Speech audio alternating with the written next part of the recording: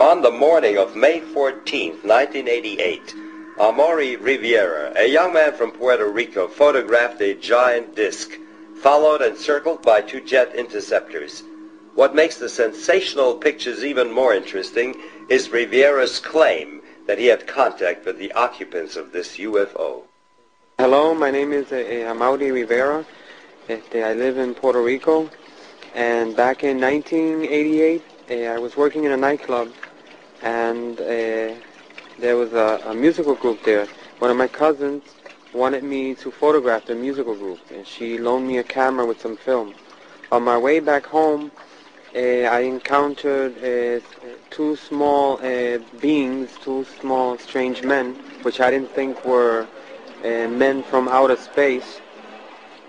And they took me somewhere where there were other people besides myself, other human people, like from Puerto Rico, I guess.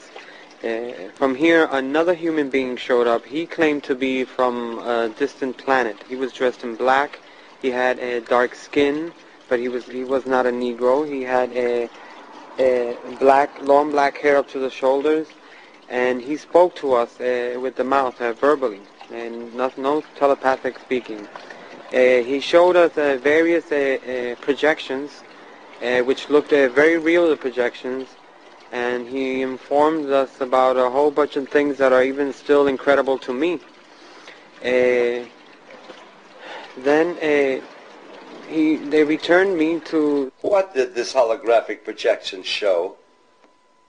The holographs were mainly, the first one that I can remember was like a short trip through space.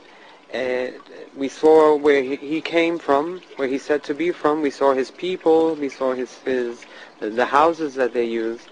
And the second one was about a meteor or a rock falling to Earth in the near future, which is going to cause a lot of havoc in the world. This would fall, it's going to fall in very near the Caribbean, Puerto Rico, and those other small islands, but it's going to affect the whole world, not just Puerto Rico.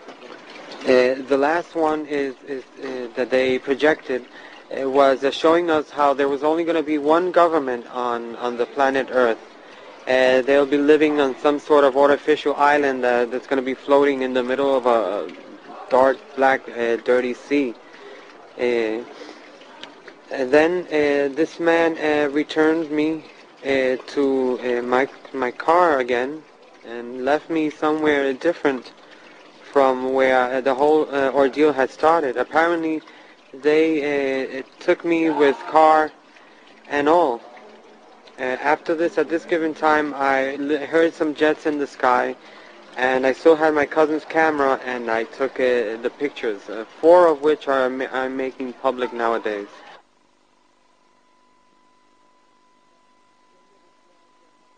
So the jets followed the UFO? Yes, it was. They seemed to be surveilling it. I only got to capture just one of the jets in the photograph, but there were 3 of them.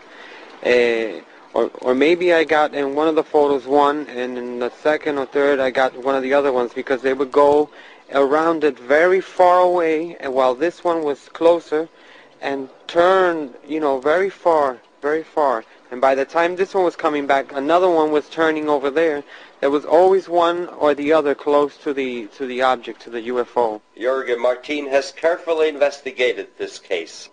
Rivera's case to me, is a very special one and a very important one, because in Amaury's case, he was abducted and he was taken away by aliens. One of them was human-like, and 2 small creatures that they explained to him were some type of genetical or biological organic android that they made to do some chores outside so they don't have to risk themselves in our environment. That's what they explained to him, the so-called human alien that he saw in the craft. And it's important also because of the evidences that he has on the case, because when he was released, he had a camera with him, and he was able to take pictures of the object that apparently had abducted him, the craft, flying saucer type, and also some jet fighters from the United States, excuse me, F-14 again, In most of these cases in the island, F-14s are involved with these situations of chasing and harassment and checking on these objects when they are seen in the different areas of the island. And he was able to get them in those pictures together. So this clearly, when you see those photographs, it's obvious that the government has been lying for many years, because there's the UFO there, and there's also the jet fighters dealing with the situation, which they denied for more than 40 years. It's there. Were you able to locate any other witnesses? That's what I was going to explain at this moment, Michael. The Amoris case is also very important because I have several people who apparently had been contacted by the same alien that abducted Amori and the small ones that were with him in a separate fashion. They have nothing to do with Amori's incident. This being, this human-like alien, is contacting people all around the area of the southwest of Puerto Rico. I have people from the town of Yauco who seem to have been contacted by this man.